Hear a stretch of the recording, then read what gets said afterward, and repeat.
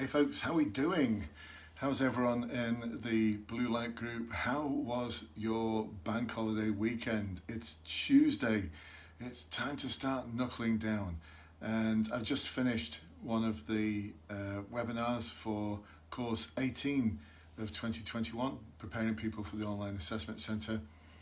We finished a little bit early because quite a few people couldn't make it. They're going to have to catch up on the replay. So we finished a little bit early.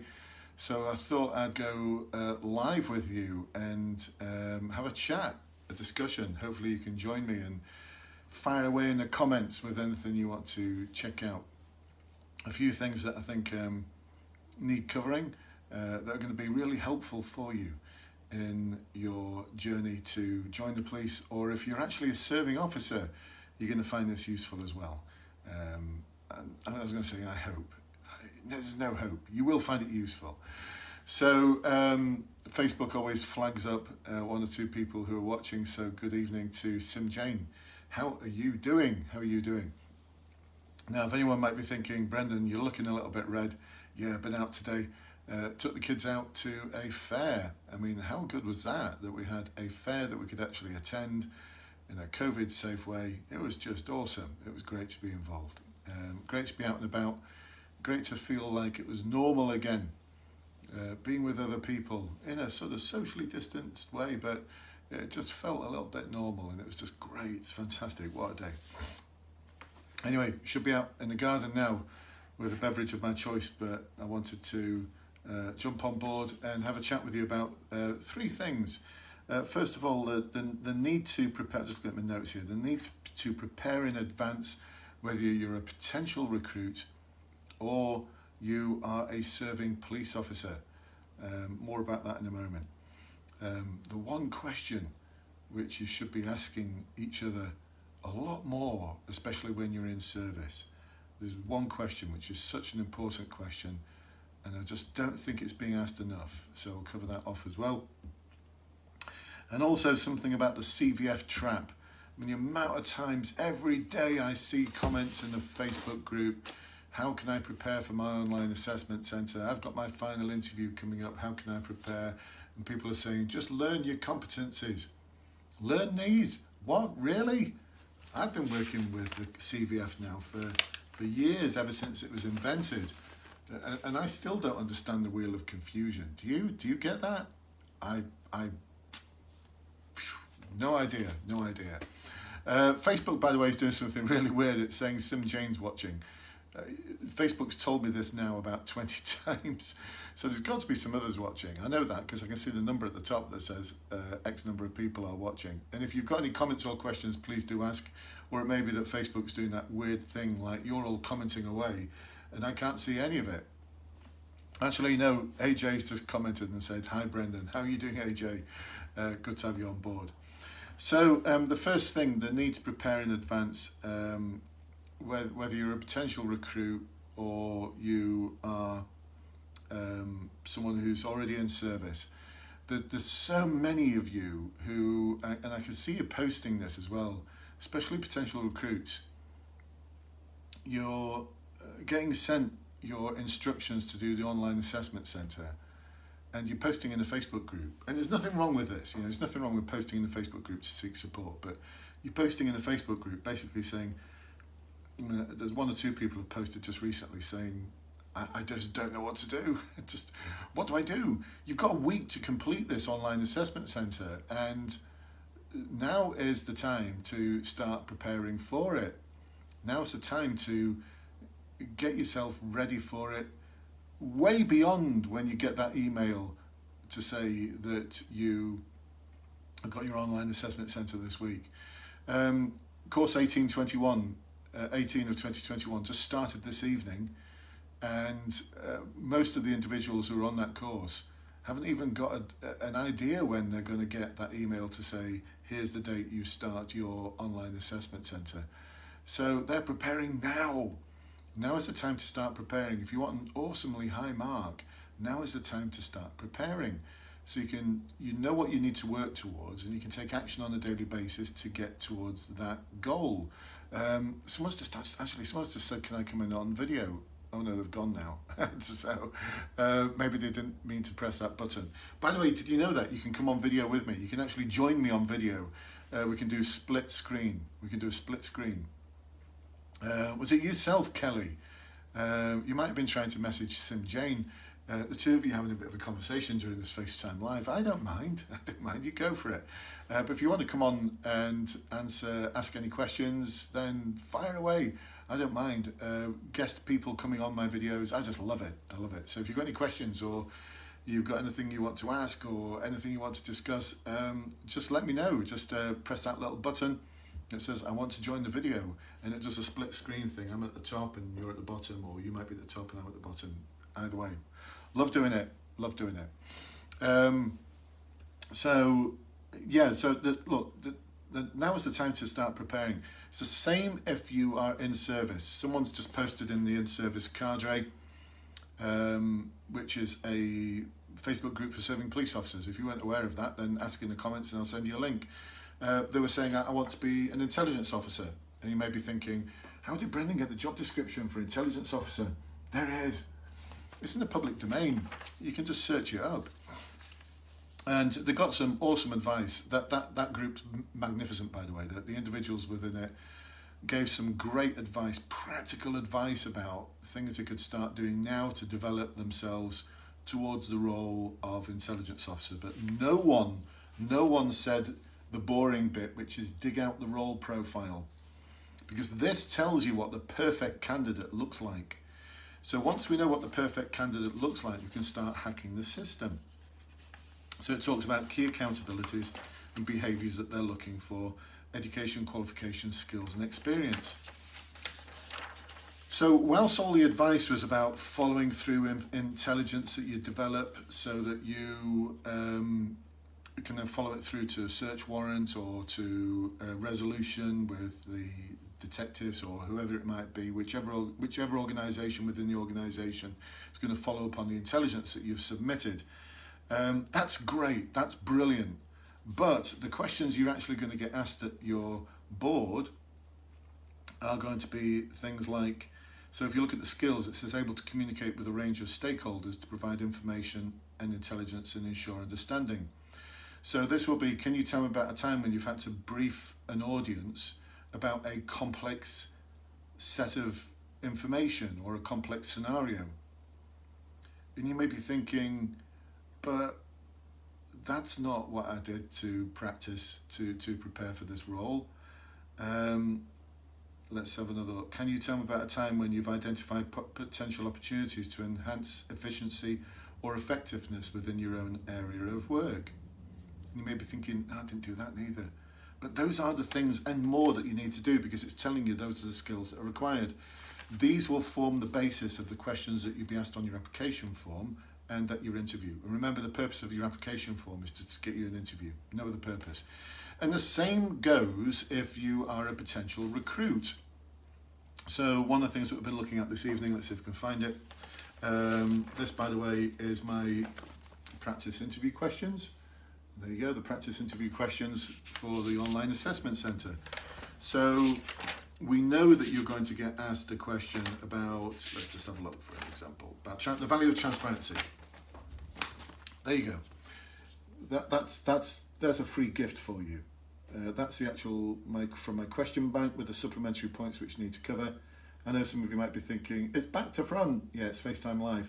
Well, just press pause on the recording of this and use a mirror and you'll be able to see what it all says. I'll read it out to you. One of the likely questions you're going to get is, please can you tell me about a time when you've made a difficult decision where you've had to account for that decision to others? Now, where I decided I was going to live, what job I'm going to do, they are not the sort of things that they're looking for. What they're looking for is a difficult decision where you've had to work with others around that difficult decision, probably in the workplace or volunteering or in a sports club or Duke of Edinburgh, whatever it might be. You need to put yourself in a situation where you're capable of making decisions, and difficult ones, and you're having to account for those decisions to others. But more importantly, the supplementary points at the bottom are the things that you need to cover. These aren't things Brendan's made up, by the way. These are from the Competency and Values Framework. So what we want to look at is the rationale for your decision making, so make sure your answer's got that. How did you ensure the decision was the right one to make? Refer to organisational policy, or you ran the idea behind by someone else who's more experienced. How did you ensure other people understood your decision making rationale? This is the bit where you had to account for that decision to others. And how did you manage any feedback following your decision? So include those things. Now you know that that's how you're going to get marked. One of the things you can now do is start putting yourself in scenarios and situations where you're going to get that experience. Drive yourself, push yourself, give 120% without being asked to do so, and you will develop that experience, which you can then utilise on your application form and also in your interview. And you are going to get asked that question, folks. You will be asked that question. I was asked that question in 1985, so you're always going to get asked that question. Is that making sense, folks? The time to start preparing is now. Prepare now. Prepare now. Not in the week of your assessment centre. Not a couple of days before the application forms come out. And by the way, it's getting really competitive. Cheshire the other day opened up their recruitment window for about 24 hours and then closed it. One of you got in touch to say that you applied on the day and your application form number was something like 2,400 and something. So it's getting competitive again, folks. It's getting competitive. So someone asked a question here. Let's do a few questions before I talk about this one big question, which I think you should be asking a lot more. JR is saying, what are your thoughts on the new Chief Constable of GMP looking at a tattoo ban? He didn't actually say tattoo ban. What he said was something about tattoos on the face, neck, hands. He's not particularly keen on those. I'm not sure about long sleeves, having to wear long sleeves to cover up tattoos on their arms.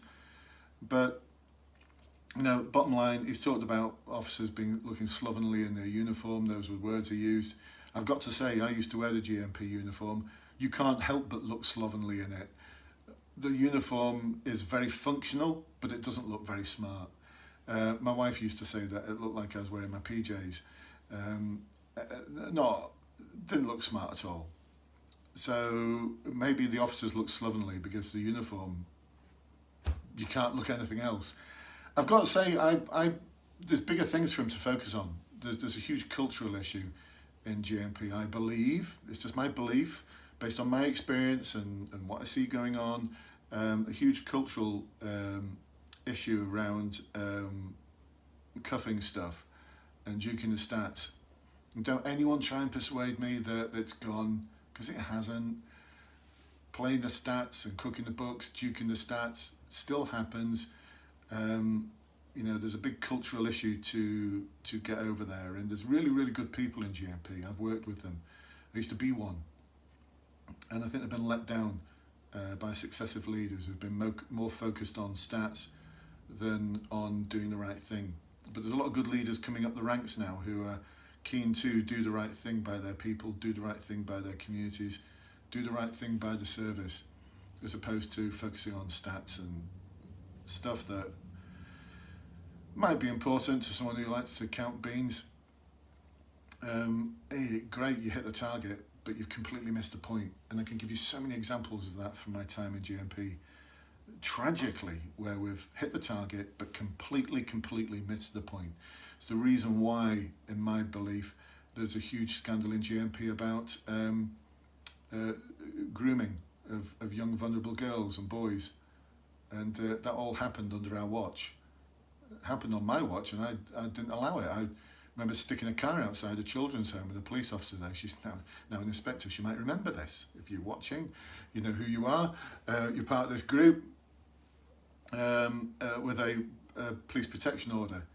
And it was the instruction to my officer was every time this particular individual leaves, you have to take him into police protection because they're leaving this children's home to go and get gang raped. And I'm not going to allow that to happen on my watch. And we had some rather interesting discussions with the superintendent who thought I was focusing on the wrong thing. Well, 20 years later, we're not, are we? We're seeing all the scandal come out around that. But anyway, that's GMP. I think I've got a lot of big cultural issues to deal with. And if I was him, that's what, well, I know he is going to focus on that, but I would be more public about that than rattling on about tattoos. It's the last thing I'd be focusing on at the moment. IOPS needs sorting out. There's a lot needs sorting out in GMP, and to be going on about how your officers are dressed in tattoos. I'm not the chief though. So JR, I hope that is helpful. Dale is asking me if I'm alright. Of course I'm alright. We can speak there. AJ is saying, what's the difference between a police constable officer ad and a police official? I don't know. I don't know what a police official ad is. What's the difference between a police constable and police official? I'm not sure. Police constable's got warranted powers. It's the best I can think of there, my friend. He makes arrests, has a power of arrest. Anyone else who works in the police doesn't. But they perform an equally important role in keeping the whole service together. All right, on the subject of keeping the whole service together, how are you feeling, by the way? No, how are you really feeling? No, I know last night you went to this job and it involved children and, God, would have upset me. And I know you've got kids. How did it make you feel? How are you feeling now? So there's a question that I just don't think is asked enough. And I'm prompted to say that because I saw something on Twitter. It's a superintendent who was on Twitter saying how he asked one of his inspectors if they were okay after him and his team had dealt with a particularly traumatic incident. And apparently his reply was, "You're the first person who's ever asked me a question like that." And it just got me thinking, because rarely did that question ever get asked of me in my 28 years of service. I remember being part of an awesome team when I was in the Sale neighbourhood, inspector for the Sale neighbourhood in Trafford. I had some awesome sergeants and some awesome constables and PCSOs. I loved that team. I loved the individuals who I worked with. And we'd sometimes check in with each other. And I liked that. I thought it was good. Outside of that though, it only happened once, after a very, very traumatic incident that was dealt with by myself, my sergeants and my team. And it was a few days after, and the chief superintendent asked me how I was. And I just burst into tears. I bottled it all up, and then she asked me how I was feeling, how I was doing. Boom. I was in their office for about half an hour, and we decided we needed some critical incident counselling. And some of the counsellors that JMP employ came to the station. Another team took over what we were doing. So the neighbourhood teams filled in. Some of the constables were deeply impacted. The sergeants were deeply impacted as well. And if it wasn't for this chief superintendent asking that question, all of us, I think, would have bottled it up. And you can only bottle it up so long. So there's a really important question there, I think, and I think it needs asking more. How are you? How are you feeling? I know you went to that job last night and, wow, must have been tough. How are you feeling now? Living the dream, best job in the world, or, you know, take it on the chin, new day to day, you're going to get all those answers. Yeah, but how are you really feeling? And I think it's a really important question. I don't think it gets asked. Don't think it gets asked enough in the service. And I think it's really important for you to be that person, that go-to person, to talk and listen. To talk and listen. Listen, folks, I'm retired now. I've been retired for 7 years, and I still get dreams at night time about being in the police. They're so realistic sometimes that I feel like I should be asking for overtime when I wake up. And it's the trauma of 28 years of policing. The research is telling us now that most people will have about 3 or 4 traumatic incidents in their life. Police officers will deal with or be faced with something like 700 throughout their career. It's that drip, drip, drip trauma that impacts on you. And trust me, it does. 7 years in, out of being a police officer, and I am still reliving certain events from 20, 25, 30 years ago. It doesn't stop, folks. It doesn't stop. So I wish back then more people had asked me how I was feeling. And I wish for you to ask each other how you're feeling more. Check in with each other. And check in with yourself as well. If there's no one to ask you how you're feeling, just check in with your own feelings. And it's okay if you feel like crying. It's okay if you're upset. It's okay if you don't know how to feel. It's okay if you have emotions that you can't explain. It's part of being in the police, and look after each other. There's just been tragic news today. I can't remember which force it is now. It's sort of coming through in drips and drops. It looks like a police officer who may have committed suicide. Maybe that happens because we don't ask each other how we feel enough. Anyway, I pray for all of you who are out there serving, and I pray in my own way. I'm not a religious person, but I pray in my own way for those who at the end of their tethering, they don't know where to turn, and for those who did turn to a dark place. And I pray for them in my own way. Okay, so let's lighten things up a little bit. Dale's saying it's the police work side of IOPS that needs sorting. It's not user-friendly at all. Yeah, right, I know, it just needs sorting out. Dale's also saying it's hard when kids are involved and you have to PPO them. It can be heartbreaking. I know, a lot of what we do is heartbreaking. I say the royal we. Not in a job anymore, but once a cop, always a cop. You're always there. You're always there. It's always in your heart. Never goes. Anyway, lastly, the CVF Trap, folks. The CVF Trap. I've talked about this before. Just know your competencies. What?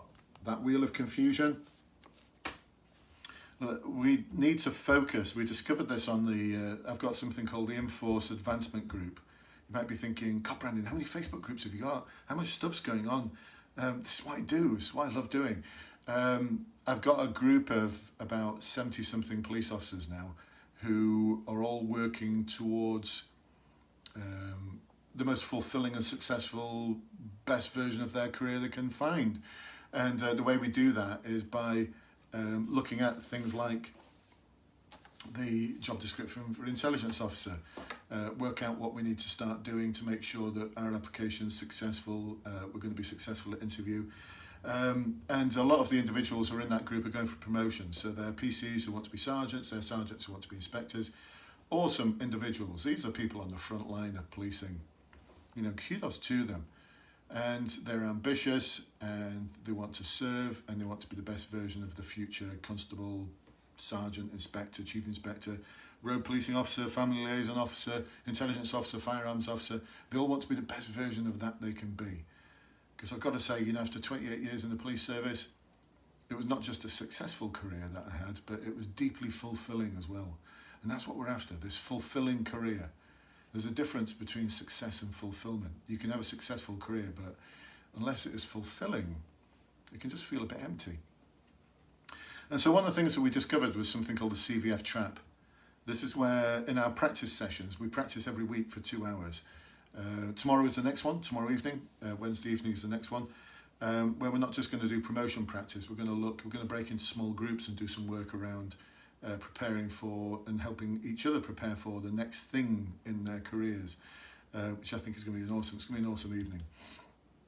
Yeah, we can do that sort of thing on Zoom. I can put people in small groups, breakout groups, and then bring them back in and debrief it all. It's like being in a conference complex. It's fantastic.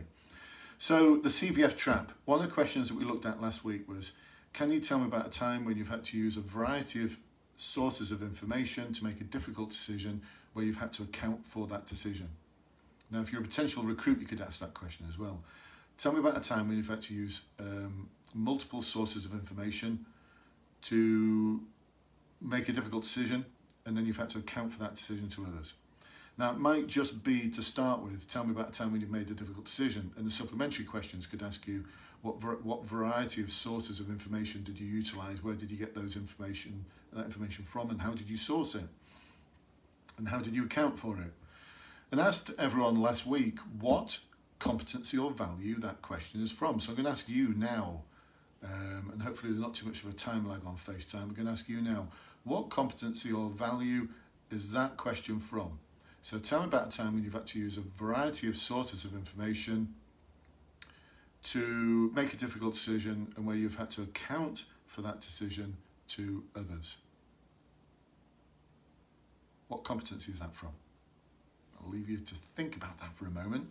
Dan's just posted something useful about Ben Pearson's Life, Career and Mental Health as a Police Officer.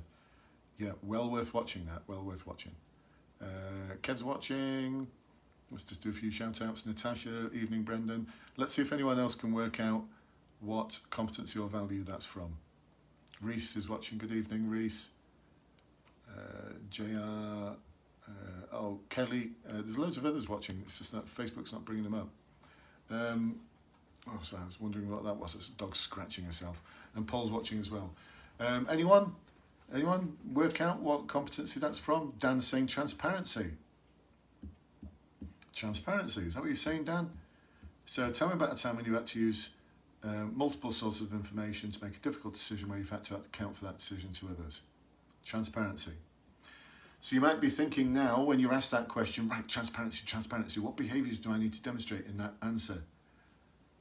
Well, it could be transparency, or it could also be impartiality, where you've got to take into account individual needs and requirements and make fair and objective decisions.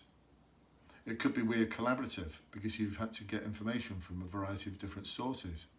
Or it could be analysed critically, where you have to talk about the analysis and importance of the information that you've gained to make a decision in line with the code of ethics. Or it could be transparency, which is about having a strong decision-making rationale. Or it could be about all of those things. Because the thing is, folks, the assessors, especially in your final interview or your promotion interview or whatever it might be, your assessors are serving police officers. They know just as much about this as you do. They know just as much about it as you do. Actually, one of the individuals who's in the In-Force Advancement Group is someone who assesses PC to Sergeant. He's going for Sergeant to Inspector. And so I asked him about the 2-week course he went on to become an assessor, with all of the tutoring that came after it and the qualification he gained at the end of it. No, it's nothing like that. It was about 2 hours, a 2-hour workshop, and then off you go, you're qualified now. He was still, you know, not as au fait with the CVF as, well, he was a bit more au fait with it after the workshop, but nowhere near where he should have been.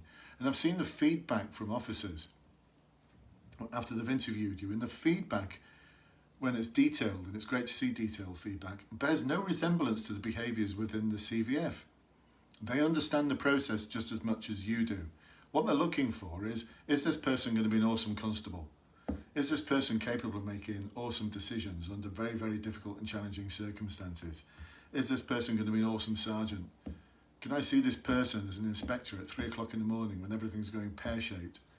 Am I going to be the superintendent driving in that morning thinking, oh my goodness, it was Inspector so-and-so on duty last night. It's going to be pear-shaped. Oh, first call I'm going to have to make is to the chief.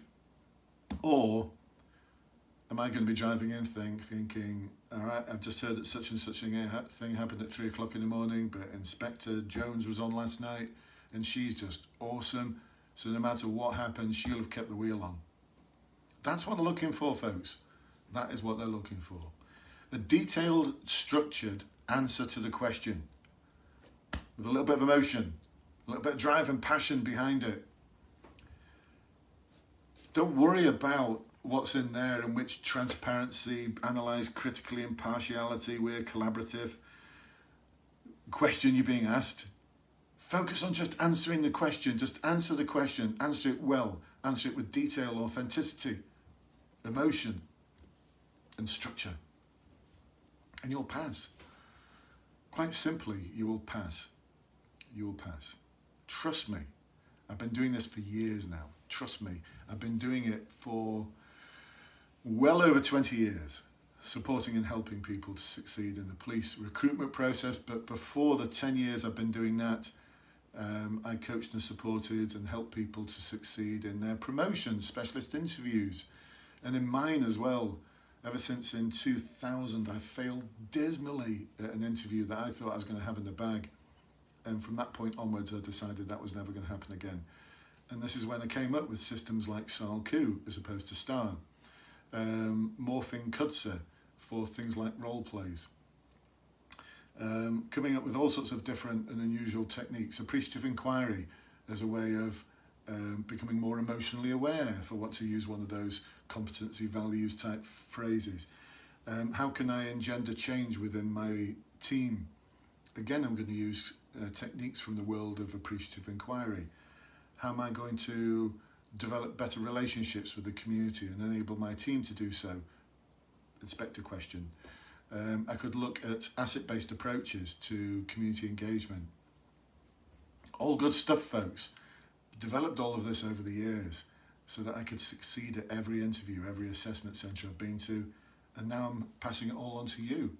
So there you go, folks. Back to loop all the way back to the beginning. The need to prepare and practice and get ready now. I'm going to leave you with that, folks. Time to get ready and get prepared is now. Anyway, listen, I'm going to go in now. It must be time for a beverage of my choice. It's been a long day out in the sun. A great evening running course 2021's initial webinar. Fantastic catching up with some of you on this FaceTime Live. And for those of you who've missed it, I will post a recording so you'll be able to watch it at your leisure. If you just arrived in this FaceTime Live, we've covered 3 things. The need to prepare in advance, whether you're a potential recruit or you're going for promotion. That most important question, how are you feeling? And also the CVF Trap. Paul is saying, beverage of your choice, G&T. How did you know? It's half term, so it's not a school night. I can have a naughty little G&T. I'm off to sit in the garden, have a G&T. Take care, folks. Look after each other. And if you're out there as a police officer at this moment in time, I love you for what you do. You're amazing. Keep doing what you're doing. Do it well. Be the best version of yourself you can ever be. You are loved. You are loved. And for those of you who are looking to join the police, kudos to you. You are going into the best job in the world. AJ saying good night. Good night, everyone. Speak to you soon. Bye-bye for now.